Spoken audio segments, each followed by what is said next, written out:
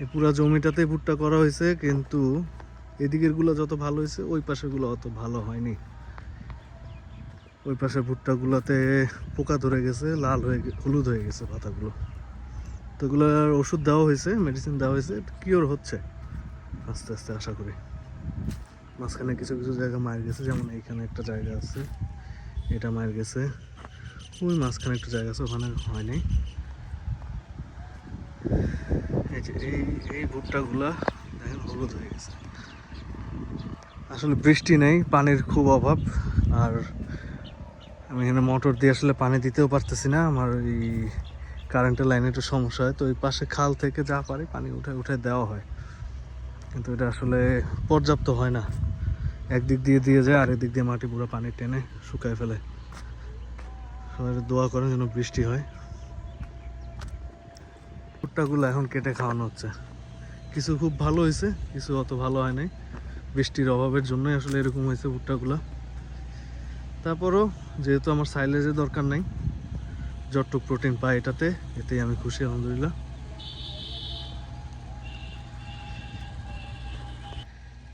এবার আপনাদেরকে দেখাই আমার ঘাসের কি অবস্থা।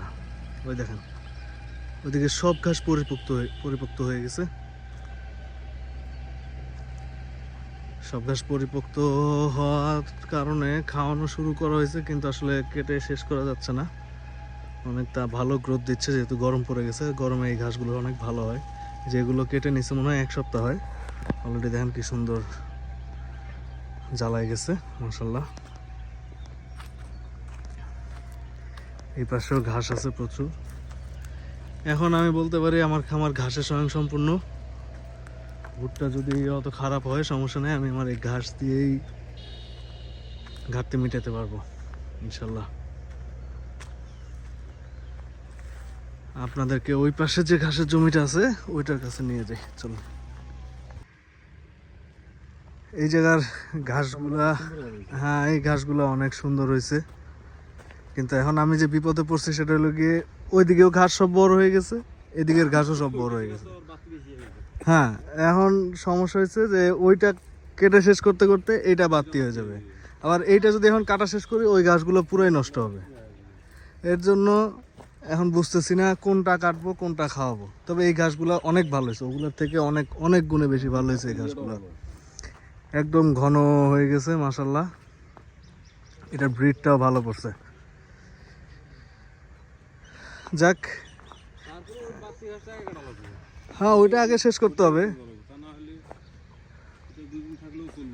হ্যাঁ, এখানে এই যে মাটি ফালায় বাঁধের মতো করে দেওয়া হচ্ছে, এটা ওয়াকওয়ে করা হইতেছে যাতে পুরো জায়গাটা আমরা ঘুরে দেখতে পারি। এইদিকেও মাটি ফালায় সমান করা হয়েছে। আমি ভাবতেছি এই জায়গাটা তো ঘাস কিছু দিয়ে দিব, এখন না, কুরবানির পর পর। এই জায়গায় লাল নেপিয়ারের কিছু কাটিং লাগানো হয়েছিল, কোত্থেকে জানি আমার রাখাল ম্যানেজ করে আনছিল। একটা দুইটা লাগানোতে এই একটা ঝোপ হয়েছে এখানে।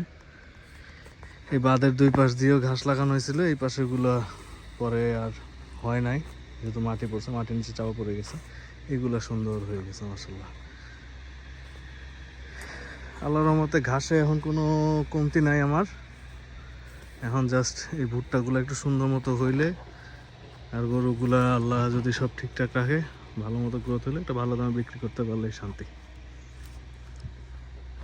প্রচুর গরম পড়ে গেছে আসলে,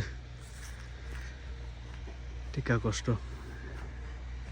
এই যে এই জায়গাটা হলে গিয়ে খুব ছায়াময় একটা জায়গা। এর নিচে এই যে এরা দিনমজুর খাটে, এখানে রেস্ট করতেছে, ভাত টাত খেয়ে আমি একটু রেস্ট করতেছে। এই যে একজন মাশাআল্লাহ নামাজ পড়তেছে। আসলে এবার আপনাদেরকে আমি আমার যে রেঞ্চ তৈরি হচ্ছে সেটা দেখাই। এই জায়গাটায় আমি আমার রেঞ্চটা তৈরি করতেছি। এই যে মাটি ফেলানো হয়েছে, মাটি ফেলা এই জায়গাটা একটু উঁচা করতে হবে। এই রোড লেভেল থেকে একটু উঁচা না করলে, যখন এই সামনে বৃষ্টি আসবে তখন আসলে এই জায়গাটা আপনার প্রচুর পানি জমে। তো এর জন্য এটা পুরোটা মাটি ফেলে উঁচা করে দেওয়া হচ্ছে। আরও কয়েক গাড়ি মাটি ফেলতে হবে, ফেললে পরে ইনশাল্লাহ এটা পুরোটা সমান হয়ে গেলে তখন এটা পুরোটা রেঞ্জ করব। আজকে বা কালকে হয়তো বাঁশ চলে আসবে, চারপাশ দিয়ে আমরা বাঁশ দিয়ে বেড়া দিয়ে দিব। পার্মানেন্টলি করতেছি না, কারণ ভবিষ্যতে যদি আবার সরানো লাগে যেন আমরা জাস্ট বাঁশগুলো খুলে জায়গাটা আবার উন্মুক্ত করতে পারি। এই পাশটাতে করার ইচ্ছা আছে একটা ডিসপ্লে সেন্টার, যাতে আপনারা যখন আসবেন গরু দেখতে এইখানে আপনাদেরকে ডিসপ্লে করে করে দেখাতে পারি। আমার ভিতরে ডিসপ্লে করার মতো ওরকম একটা জায়গা নেই, সে কারণে এই জায়গায় একটা ডিসপ্লে সেন্টার করব। টেম্পোরারি, কোনো কিছুই পার্মানেন্ট না, আমি কোনো কিছুই ঢালাই করে করি না, মাটি দিয়ে বস্তা দিয়ে আটকায় শক্ত করে করব। এইখানে মাটি ফেলানো হচ্ছে, এই ভেকু দিয়ে এগুলো সব সমান করা হবে। সমান করলে এটা আশা করি এখন যে লেভেল আছে এখান থেকে আরও প্রায় 1-1.5 ফিট উঁচা হয়ে যাবে। সেই ক্ষেত্রে বৃষ্টিকালে পানিটা জমার চান্স খুবই কম। এখানে ড্রাগন ফ্রুট লাগানো হয়েছিল, একবার খেতে পারছি, এখন আবার হবে হয়তো। ড্রাগন ফ্রুট সম্পর্কে আমার খুব ধারণা কম, আল্লাহ ভরসা কী হয়। তো এই হলো আপডেট। আসুন গরুগুলোর কাছে আরেকবার যাই। সবাইকে শাওয়ার দেওয়া হয়েছে গরুগুলোর, বাংলায় রাখালদের ভাষা যেটা বলে ঝাপানো হয়েছে গরুগুলোকে। সবগুলো ঝাপায় ফ্যান ছেড়ে দেওয়া হয়েছে। এখন সব জাবর কাটতেছে, আস্তে আস্তে রেস্টে চলে যাবে। ফ্লোরটা একটু ভিজা আছে, শুকাই গেলে তারপর সব রেস্টে চলে যাবে। এই পাশের গুলোকেও সবগুলোকে ঝাপায় দেওয়া হয়েছে।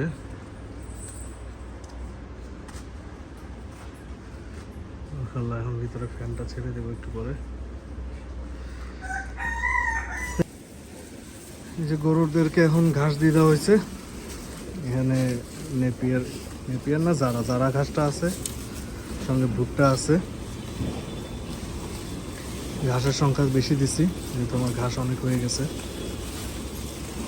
ঘাস দেওয়া হয়ে গেছে, এটা হলেই খাওয়া শেষ। এখন প্রায় এরকম 2 বোঝা করে ঘাস দিবে, দেওয়া হলে শেষ।